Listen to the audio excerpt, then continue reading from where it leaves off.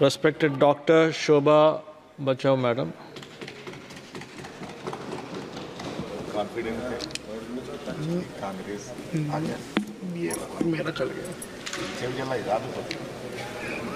धन्यवाद सभापती महोदय.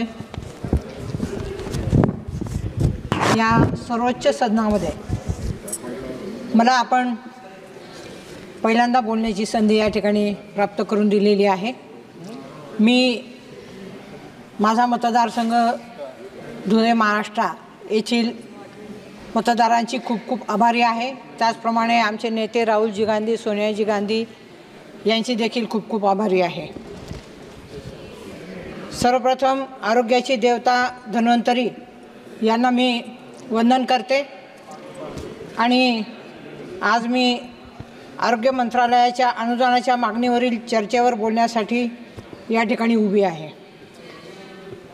सादर झालेल्या अर्थसंकल्पात महाराष्ट्र राज्यासाठी काहीही दिलेले नाही. यावेळी अर्थसंकल्पात आरोग्यावर भर दिला जाईल अशी अपेक्षा होती, परंतु घोर निराशा या ठिकाणी झालेली आहे. सभापती महोदय, माननीय अर्थमंत्र्यांनी सादर केलेल्या अर्थसंकल्पीय भाषणात विकसित भारतासाठी 9 प्राधान्यक्रम जाहीर केले, परंतु सभापती महोदय, अत्यंत खेदाने सांगावे लागत आहे की त्यात आरोग्याला स्थान मिळालेले नाही. या उलट आवश्यकतेपेक्षा 73% कमी धरण्यात आले आहे. केंद्राचे आरोग्य बजेट दरवर्षी 3.3 लाख कोटी रुपये असायला हवे होते. या अर्थसंकल्पात 91,000 कोटी रुपये देण्यात आले आहे. हे गरजेच्या केवळ 27% आहेत. महाराष्ट्रातील केंद्र सरकारच्या अखत्यारीतील सर्व रुग्णालयांमध्ये जसे की GT hospital, KM hospital, Saint George hospital, JJ group hospital, Cama hospital इत्यादींमध्ये पायाभूत सुविधांचा अभाव आहे. उपकरणे नाहीत, पुरेसे आणि कर्मचाऱ्यांची कमतरता, यामुळे रुग्णांना अनेक समस्यांना तोंड द्यावे लागते. यासाठी केंद्र सरकारने तातडीने किमान 10,000 कोटी रुपये निधींची उपलब्ध करून द्यावा. अध्यक्ष महोदय, महाराष्ट्र आरोग्य विभागामध्ये 18,000 पदे रिक्त आहेत, ज्यात डॉक्टरांची 1,600 पदे आणि 16,400 इतर महत्त्वाचे पदे, मेडिकल व पॅरामेडिकल पदे ही रिक्त आहेत. ती सर्व पदे तातडीने या ठिकाणी भरावीत अशी मी या ठिकाणी मागणी करते. महाराष्ट्रात एकच एम्स रुग्णालय आहे जे नागपूरमध्ये आहे. महाराष्ट्राच्या लोकसंख्येचा विचार करता मुंबई, नाशिक, धुळे आणि पुण्यातही एम्स रुग्णालयाची स्थापना होणे गरजेचे आहे. याचाही अर्थसंकल्पामध्ये समावेश करावा. उन्हाच्या झळा आणि पावसात दिवसभर गावोगावी आरोग्यसेवा देणाऱ्या महाराष्ट्रातील आशा वर्कर्सना राज्य सरकारकडून केवळ 6,000 रुपये मानधन देण्यात येते.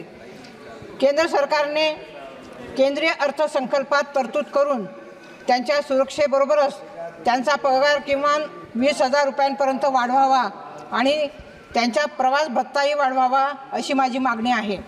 ऑस्टॉमी हा एक गंभीर असाध्य रोग आहे आणि भारतातही तो झपाट्याने वाढत आहे. हा गंभीर आणि असाध्य आजार अपंगत्वाच्या श्रेणीत आणण्यासाठी सामाजिक न्याय मंत्रालयाने याबाबत बिल सभागृहात आणावे. या आजाराची संपूर्ण माहिती आरोग्य मंत्रालयाकडे उपलब्ध आहे आणि इतर काही देशांमध्ये याला अपंगत्वाची श्रेणी प्राप्त झाली आहे. अध्यक्ष महोदय, आयुष्यमान भारत योजना PMJY साठी या अर्थसंकल्पात जी काही तरतूद करण्यात आली ती 7,500 कोटी रुपयांची आहे, परंतु अनेक रुग्णालयांमध्ये या योजनेअंतर्गत उपचार दिले जात नाहीत. माझी मागणी आहे की सरकारी रुग्णालयांबरोबरच सर्व खाजगी रुग्णालयांमध्येही ही योजना लागू करावी.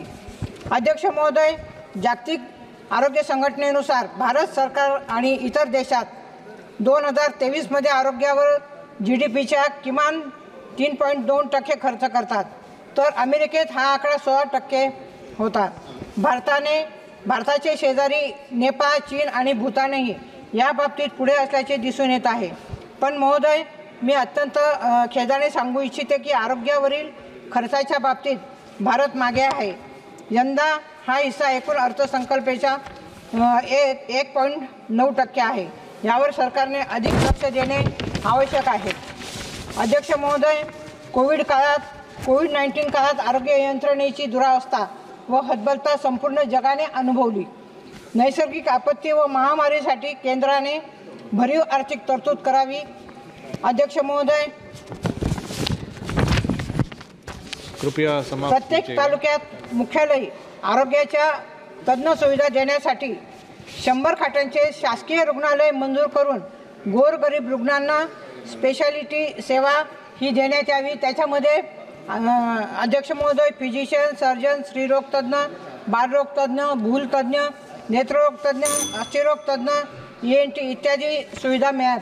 अध्यक्ष साहेब, मी पहिल्यांदाच बोलते, मला फक्त 2 मिनिटं द्याव्या. अध्यक्ष महोदय, तज्ज्ञ डॉक्टरांची अनेक पदे रिक्त आहेत. ती त्वरित 100% भरण्यात यावी. त्यांना वाढीव वेतन देण्यात यावा.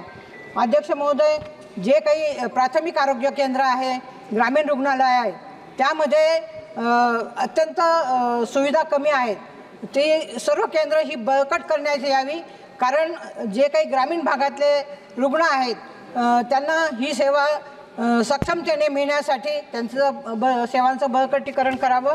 ग्रामीण, डोंगराळ व आदिवासी भागातील आरोग्य सुविधांना प्राधान्य देण्यात यावं. अध्यक्ष महोदय, माझ्या धुळे लोकसभा मतदारसंघामध्ये सुपर स्पेशालिटी हॉस्पिटल मंजूर करण्यात यावं आणि मालेगाव येथे कॅन्सर हॉस्पिटल मंजूर करण्यात यावं. त्याचप्रमाणे प्रत्येक तालुक्याच्या ठिकाणी ट्रॉमा केअर युनिटची उभारणी करावी. डायलिसिस सेंटर प्रत्येक सरकारी हॉस्पिटलमध्ये निर्माण करावे.